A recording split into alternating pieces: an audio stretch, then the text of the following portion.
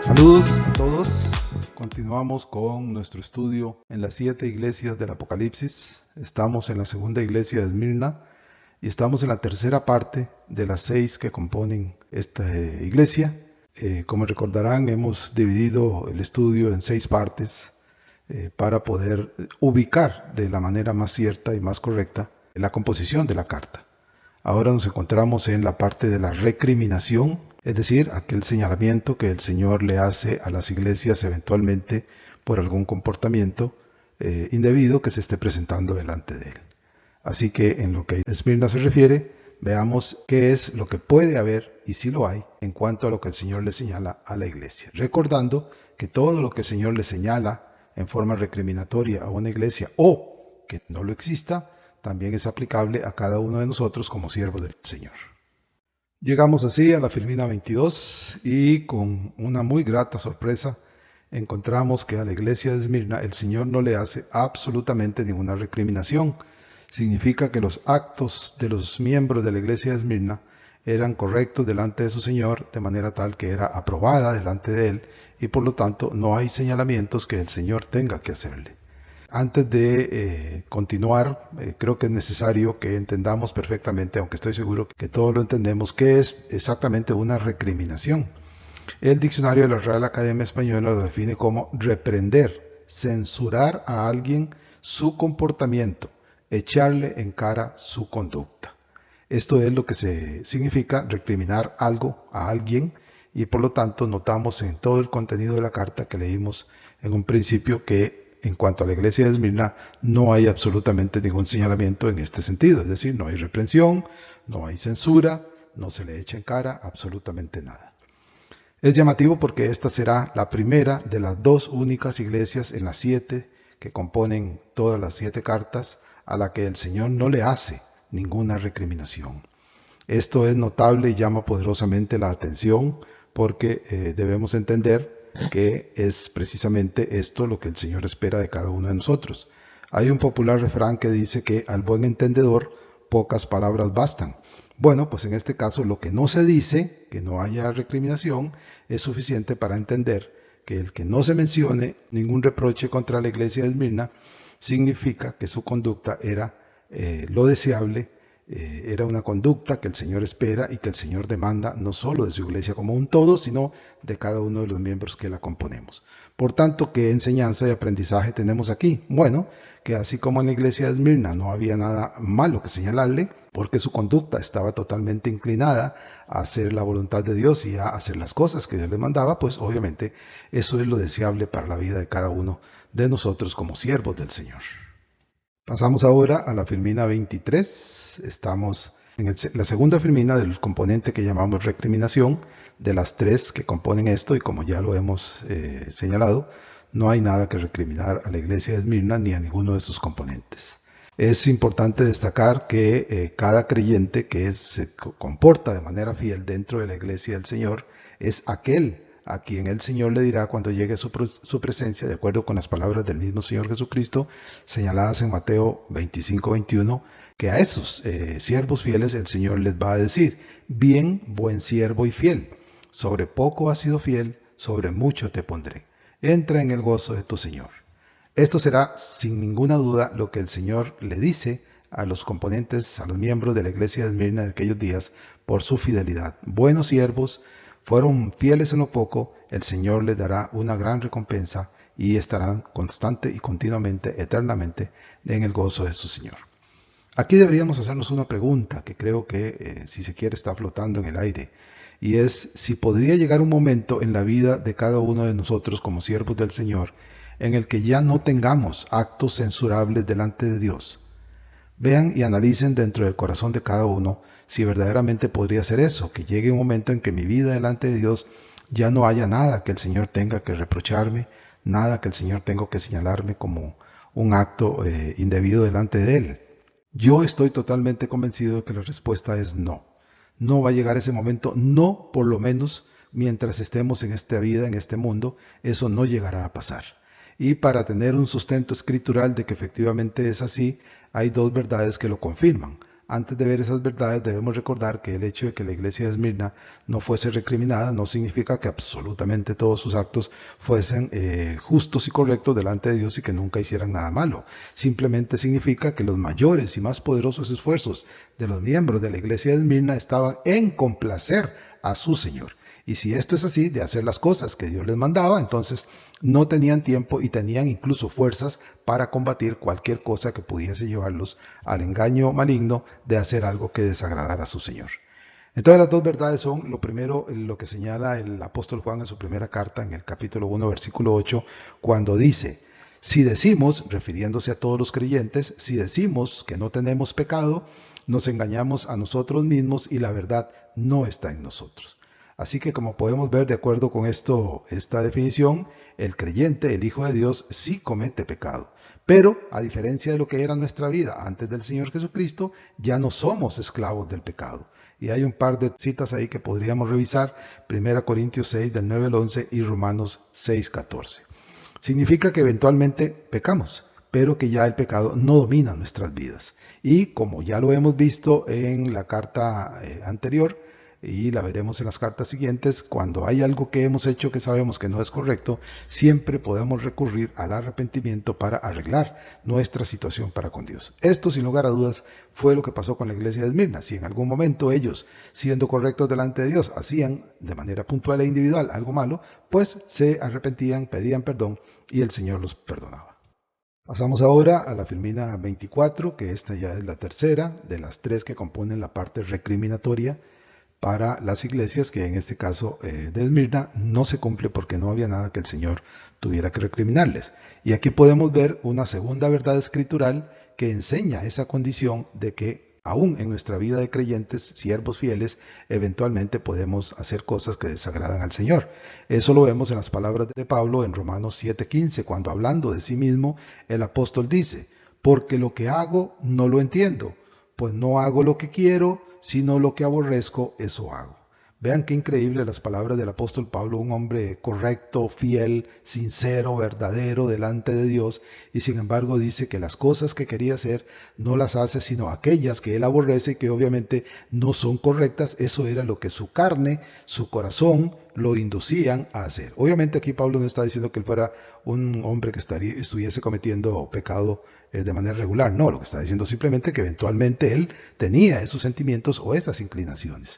O sea que para nosotros también es inevitable muchas veces no hacer lo que queremos, que es la voluntad de Dios, sino aquello que no queremos hacer, que es ofender a nuestro Dios. Eso es lo que eventualmente podemos hacer. Entonces, una conclusión que podemos extraer de esta enseñanza es que el pecar en cada uno de nosotros como hijos de Dios tiene por necesidad y por sentido común que ser un acto esporádico y nunca una conducta repetitiva. Es decir, en nuestra vida antes de Cristo, obviamente el pecado era algo que ejecutábamos diariamente, incluso de manera tal que ni siquiera teníamos la capacidad para darnos cuenta que aquello era malo, y si nos lo dábamos simplemente no nos importaba. Es decir, lo hacíamos hoy, mañana, pasado mañana, lo hicimos ayer, antier, anteayer. Era algo, como les dije, una conducta repetitiva. Hoy, en la vida delante del Señor, en la vida regenerada delante del Señor, el pecado ya es una eventualidad que podría producirse si no estamos en estado de alerta continuo, y ya no un acto que se hace con regularidad o de manera continuada. Porque siempre, como ya lo dije en la filmina anterior, las mismas cartas nos enseñan que si el siervo del Señor comete pecado, si cada uno de nosotros comete pecado, el paso inmediato que debemos dar a el acto de hacer algo desagradable delante de Dios es arrepentirnos, pedirle perdón a Dios. Y sabemos, como lo dice también en apóstol Juan en su primera carta 1:9, cuando dice: si confesamos nuestros pecados, Él es fiel y justo para perdonar nuestros pecados y limpiarnos de toda maldad. Es decir, ¿qué requerimos cuando nos damos cuenta que hemos ofendido al Señor? Pues acudir a Él, humillados, contritos, pidiendo perdón, arrepintiéndonos, confesando nuestra culpa, y el Señor es fiel para perdonarnos y limpiarnos de toda maldad. Pasamos ahora a la Filmina 25, con lo que iniciamos la nueva etapa de las 6 partes en las cuales dividimos las iglesias para mejor entenderlas. Habiendo terminado la parte de la recriminación inexistente en el caso de Esmirna, pasamos ahora al cuarto componente, que es el de las peticiones. Esta parte de las peticiones se compone de 9 filminas y para no extender demasiado el estudio, vamos a llegar hasta la quinta filmina y dejaremos las 4 últimas para la cuarta parte en su momento con la ayuda de Dios cuando continuemos. Estamos entonces en el versículo 10, en donde empezamos con la parte petitoria, digámoslo así, de parte del Señor cuando le dice el Señor a la iglesia de Esmirna: no temas en nada lo que vas a padecer, sé fiel hasta la muerte. Esa es una petición que en aquel momento era necesaria por el hecho de que la iglesia estaba siendo perseguida. Obviamente lo que el Señor le dice al ángel de la iglesia, que en este caso es el pastor o el líder, no es casual. Es decir, si en algún momento la iglesia estaba siendo perseguida de manera muy particular y de manera muy fuerte, era cuando estaba iniciando su recorrido por todo el Imperio Romano. Para que la iglesia esté segura en cuanto a aquel que le hace esta promesa, el Señor le había dicho que Él es el que estuvo muerto y vivió. ¿Cómo se está presentando el Señor aquí? Obviamente como un vencedor, es decir, si alguien estuvo muerto y luego vivió, es decir, resucitó, ese es un vencedor. Debemos recordar que esta condición, estuvo muerto y vivió, es de forma particular a la condición humana del Señor Jesucristo de su muerte en la cruz, que era necesario que muriera como hombre, como ser humano, para que derramara su sangre. Y la parte vivió es la parte donde ya interviene la divinidad, la condición de Dios Todopoderoso, porque Él dice: yo doy mi vida y la puedo volver a tomar. Bueno, después de dar su vida, estuvo muerto, volvió a tomar la vida en su condición divina y vivió. Esto es propio de un vencedor, y repito, más que un vencedor, en este caso es el del Dios Todopoderoso, delante del cual la muerte, en el concepto que la conocemos nosotros, no existe para él, únicamente en las circunstancias de su sacrificio vicario en la cruz. Entendemos que para el momento en el que el Señor Jesucristo se ha presentado delante de las iglesias, Él ya ha retomado su condición divina, es decir, ha vuelto a lo que era antes de venir al mundo, de acuerdo con la descripción que Juan da en Apocalipsis 1 del 10 al 18. Es decir, antes de que el Señor se encarnara en forma de hombre a través de María, Él tenía la condición eterna de ser Dios, a la par de Dios, a la derecha del Padre, en igualdad de condiciones que el Padre Celestial y el Santo Espíritu. Bueno, pues en este momento ya el Señor ha retomado esa condición divina y está nuevamente a la derecha del Padre junto al Santo Espíritu, y están en conjunto formando el Dios en el cual cada uno de nosotros cree. Por razones, creo que podemos deducir de forma natural que la condición de presentarse ante la iglesia de Esmirna victorioso sobre la muerte era totalmente necesario, porque la iglesia de Esmirna estaba amenazada por parte de sus perseguidores de muerte. Es decir, en aquellos días matar a un creyente era casi hacerle un favor a la sociedad. Por lo tanto, es claro que la posibilidad de que tal cosa pasara era inevitable. Y cuando el Señor se presenta de esta manera, lo que está haciendo es infundiéndole a la iglesia fe, paz y seguridad. En otras palabras, está diciéndoles: mire, si yo fui vencedor sobre la muerte y estoy vivo, esa condición les garantiza a ustedes que ustedes también, en el eventual caso de que lleguen a morir por mi causa, yo tendré el poder suficiente para levantarlos de esa condición en un estado glorioso. Seguimos con la filmina 26, estamos en la primera parte del versículo 10, donde el Señor le dice a la iglesia: no temas en nada lo que vas a padecer, y le hace la petición: sé fiel hasta la muerte. Con esto el Señor lo que está haciendo es motivando a los miembros de su iglesia en Esmirna perseguidos por su fe, para que tengan confianza y seguridad en Él. Y repito, recuerden que este tipo de afirmaciones categóricas y absolutas por parte del Señor no se quedan en la iglesia de Esmirna, avanzan a lo largo de todos los siglos hasta llegar a nuestros días y hasta llegar a aquellos que todavía hoy son perseguidos por causa de la fe en el Señor Jesucristo. Lo mismo que el Señor le dijo a la iglesia de Esmirna, se lo ha dicho a todos sus siervos que son perseguidos por Él: no teman lo que van a padecer, sean fieles aún si tienen que morir. Eso es lo que el Señor le dice a su iglesia y le dice a cada uno de los miembros del cuerpo de Cristo, que somos cada uno de nosotros. El Señor está afirmando de manera categórica, como ya lo dije, que su victoria sobre la muerte es la garantía y la prueba que ellos deben tener para no temer si eventualmente llegasen a morir. Debemos recordar que los enemigos del creyente, en este caso, si bien es cierto el maligno es el enemigo por excelencia, él tiene una serie de testaferros, es decir, de seguidores, que son la gente que está en nuestro entorno, que no cree en el Señor Jesucristo, que lo desprecia, que lo rechaza, que no tiene ningún interés en él, y que son instrumentos de Satanás, de acuerdo con el mismo Señor en el Evangelio de Juan capítulo 8, cuando le dice a los judíos, ustedes son hijos de su padre el diablo. Bueno, pues actualmente todo aquel que no es seguidor y creyente en el Señor Jesucristo es hijo del diablo. Y por lo tanto, esos son los testaferros de los cuales utiliza el maligno para perseguir a los hijos de Dios. Pero tengamos presente que ni ellos ni su jefe tienen poder para ir más allá de aquello que el Señor les permita. Es decir, en todo momento y nunca el Señor ha perdido control sobre este mundo y sobre todo, sobre su iglesia y sobre cada uno de sus siervos. De manera tal que si Satanás en algún momento ataca a uno de los creyentes, el Señor sabe que lo hará y el Señor lo permitirá, si es su propósito que así sea, hasta cierto límite. Porque debemos recordar, como lo vimos al principio en la presentación del capítulo 1, que el Señor camina en medio de los candelabros, y los candelabros son la iglesia del Señor, es decir, cada uno de nosotros, lo cual implica que el Señor está en medio de nosotros. Esto lo podemos ver en un caso claro, cuando el Señor le dice al apóstol Pedro, Satanás te ha pedido para zarandearte, pero yo he rogado al Padre para que tengas fuerzas. Es decir, en otras palabras, Satanás pidió permiso al Padre Celestial para provocar a Pedro, pero el Señor intervino y le puso limitaciones a lo que Satanás podía hacer. Pasajes que nos ayudan a entender esto de que el Señor camina en medio de nosotros, es la cita de Apocalipsis 1:13 y 2:1, así como Mateo 28:20, donde el Señor le promete a su iglesia poco antes de ascender al cielo que Él estará con nosotros todos los días de nuestra vida hasta el final de los tiempos.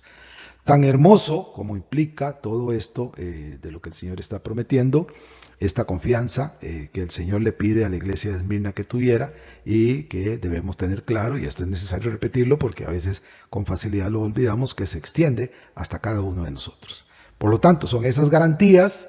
No temas en nada de lo que vas a padecer. Yo estuve muerto y viví y estoy aquí para ayudarte, para sostenerte, para levantarte. Y nos pide la fidelidad. Las mismas garantías que tenía la iglesia de Esmirna son las mismas garantías que tenemos cada uno de nosotros hoy. ¿Por qué? Porque el mismo estado de gloria y gracia, poder y divinidad que el Señor Jesucristo ya tenía, había retomado en el momento en que le manda esta carta a la iglesia de Esmirna, es el mismo que tiene hoy en este momento sentado a la diestra de Dios Todopoderoso, y por lo tanto lo mismo que le dice a Esmirna que Él va a hacer por ellos, lo promete y nos lo dice a cada uno de nosotros que va a hacer también. Seguimos ahora con la Filmina 27, siempre en el versículo, la primera parte del versículo 10, la tercera de las 9 que componen esta parte de la petición que el Señor hace a la iglesia de Esmirna, que en realidad la petición básica es ser fiel hasta la muerte. La primera parte, no temas en nada lo que vas a padecer, es una expresión de motivación, una motivación de confianza en Él, de lo que Él es y de lo que Él va a hacer por cada uno de ellos. También el Señor aprovecha para darles un adelanto, para llamarlo de alguna forma, de que hay enemigos alrededor de ellos que les van a causar sufrimiento. Por eso les dijo, no temas en nada lo que vas a padecer. Ya de antemano el Señor le está diciendo que van a tener sufrimiento, es decir, que van a tener persecución por causa de ser seguidores del Señor Jesucristo. Ahora, de lo inevitable que significa la persecución, y esto es algo que se ha visto a lo largo de la historia de la iglesia en todos los tiempos y en todo lugar, y el dolor que esto causa, ya el mismo Señor Jesucristo había advertido a sus discípulos y por sus discípulos, a los que iban a creer en Él por el testimonio de los discípulos, y así siglo tras siglo hasta llegar a nuestros días. El Señor había advertido en el Evangelio de Juan capítulo 16, versículo 33, cuando dijo, hablándole a los siervos suyos en aquel momento de las cosas que sucederían, y les dice, pero a pesar de todo esto, en mí ustedes deben tener paz.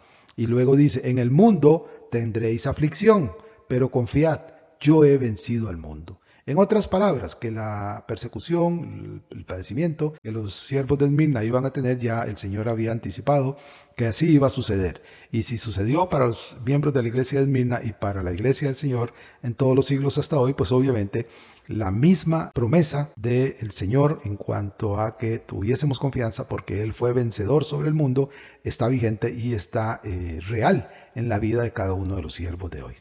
Hay que recordar que en aquel momento, como lo cité hace un rato, en los tiempos que se escribieron estas cartas, la iglesia pasaba por grandes aflicciones.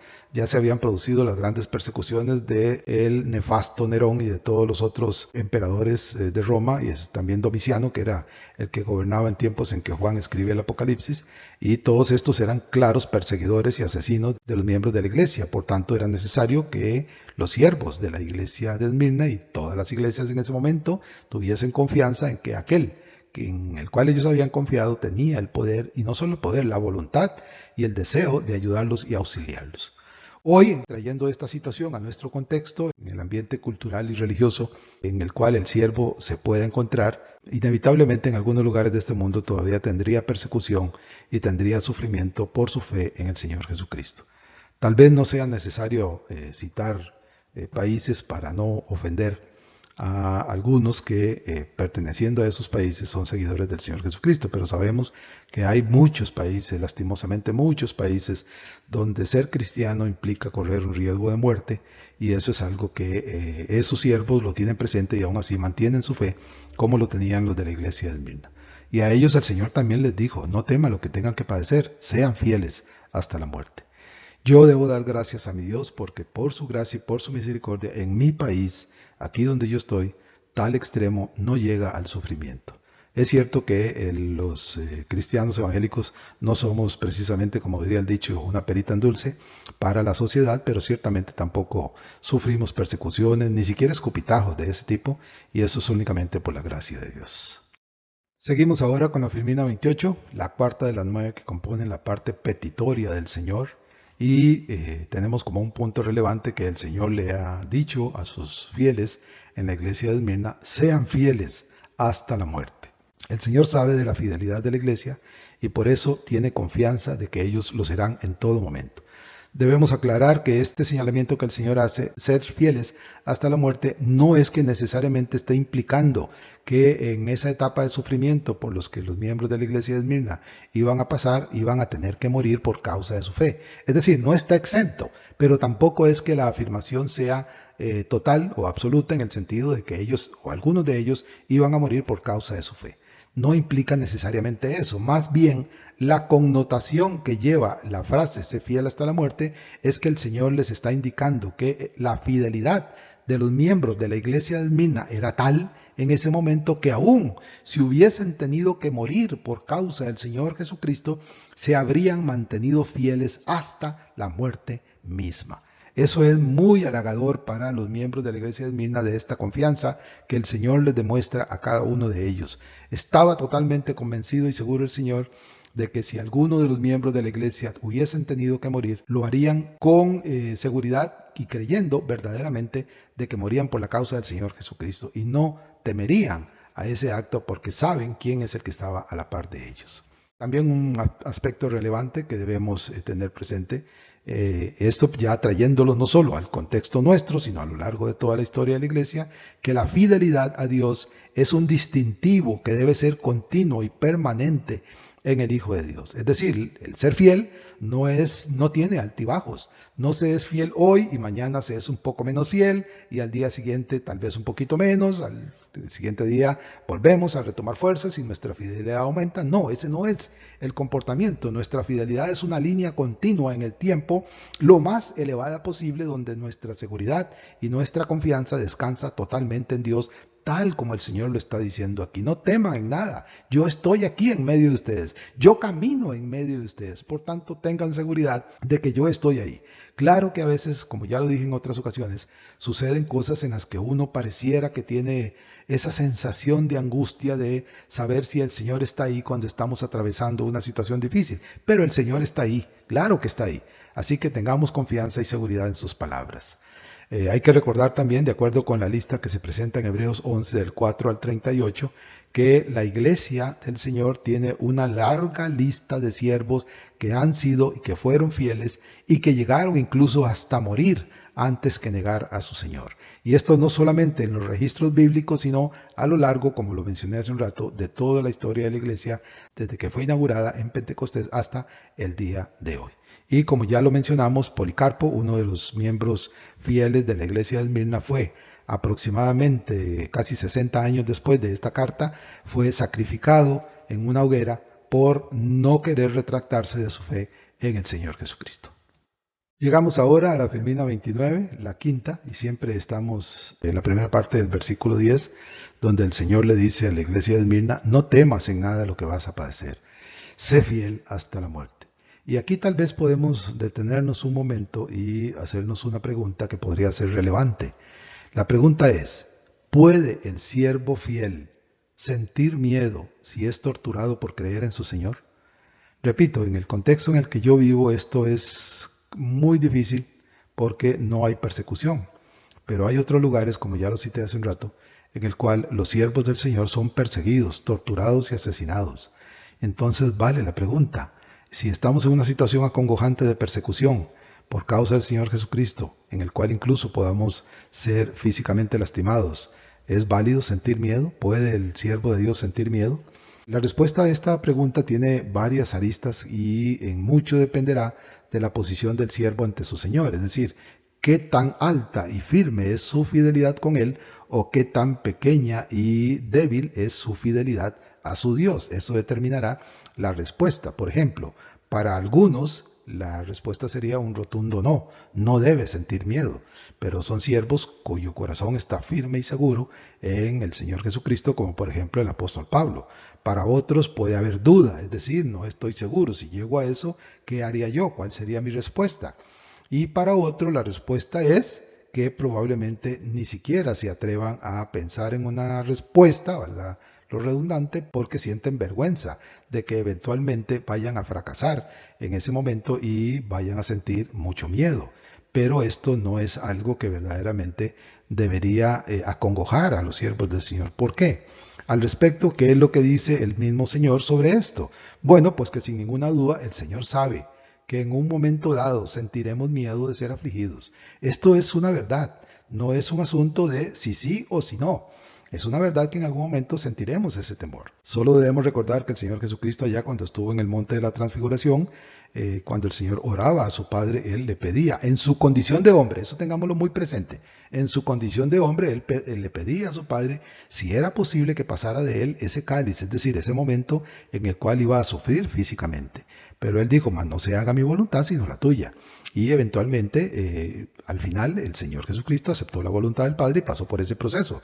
Pero evidentemente el Señor estaba angustiado como hombre en ese momento. Así que aquí creo que es válido suponer que efectivamente no hay recriminación en cuanto a la eventualidad de sentir miedo cuando estamos en una situación como esa.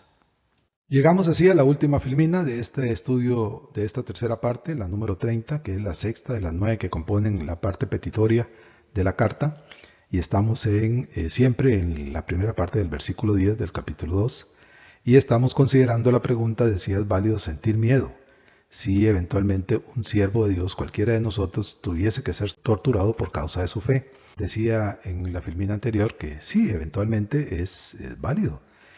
Yo creo que uno se pone a considerar los elementos de lo que ha sucedido en la historia. Por ejemplo, sería tremendamente ingenuo, rayando en lo absurdo, el creer, por ejemplo, que los cristianos que fueron asesinados en el circo romano, en tiempos de Nerón, por ejemplo, murieron sonriendo, felices y sin miedo. Es totalmente imposible suponer que así es o que ellos no sintieron temor. Recuerden que la forma como fueron en el circo romano asesinados era echándolos a todos en el gran circo de Roma y soltando animales carnívoros que los mataban, o como hacía Nerón, que los crucificaba en diferentes lugares de Roma, los llenaba de algún tipo de brea incendiaria y luego les prendían fuego. Esa era la forma de matarlos. Entonces, suponer que algunos de ellos no se sintieron angustiados por esa situación, pues es imposible no suponerlo. O pensar que, por ejemplo, cuando Esteban, el primer mártir de la iglesia, fue lapidado a pedradas, que él no sintió dolor cuando aquellas piedras lo golpeaban en diferentes partes de su cuerpo. Claro que lo lastimaron, claro que le dolía. O pensar que cuando el Bautista fue llevado al lugar donde lo iban a decapitar, él eventualmente pudo angustiarse de esa situación. ¿Por qué? Porque eran hombres. Y entonces el hecho de sentir este sentimiento de angustia por una situación tan acongojante como esta nunca debe ser sinónimo de debilidad o falta de fe en el siervo. Es algo que es inherente, es parte de su naturaleza el sentir miedo a sufrir. Aún en las circunstancias actuales, cuando uno de nosotros sufre, por ejemplo, un accidente y se lastima el cuerpo, pues obviamente uno sufre y a uno le duele. Pues lo mismo sucede cuando la persecución por causa de la fe llega al extremo de que el siervo de Dios sea maltratado físicamente. Así que no debemos sentirnos mal, y si hay alguien que está escuchando este mensaje y que se encuentra siendo perseguido física o mentalmente por la causa del Señor Jesucristo, recuerde las palabras del Señor que son reales, verdaderas, dichas a la iglesia de Esmirna y que son válidas hasta hoy. No tema en nada lo que vaya a padecer y sea fiel, aún si tiene que llegar hasta el punto de la muerte. Porque el Señor, recuerde, nuevamente lo digo, el Señor camina en medio de los siervos suyos y está ahí para fortalecerlos y para ayudarlos a pasar, si llega ese momento, una situación como esta. Muy bien, aquí terminaríamos la tercera parte de la iglesia de Esmirna. Gracias por escuchar. Espero verdaderamente en Dios que estemos siendo edificados en su palabra, pero sobre todo que estemos aprendiendo, reteniendo y practicando lo que el Señor nos enseña. Es necesario en tiempos como estos, donde ya se perfila en el horizonte el cumplimiento de los días finales del hombre por este mundo, que estemos fortalecidos, y no solo fortalecidos nosotros, sino ayudar a otros que están debilitados a que se fortalezcan en la confianza de todo lo que se acerca y de todo lo que está pasando, para que nuestra fe no decaiga en ningún momento y nos mantengamos firmes delante del Señor. Dios me los bendiga, y con la ayuda de nuestro Señor nos estaremos escuchando próximamente. Bendiciones del Señor.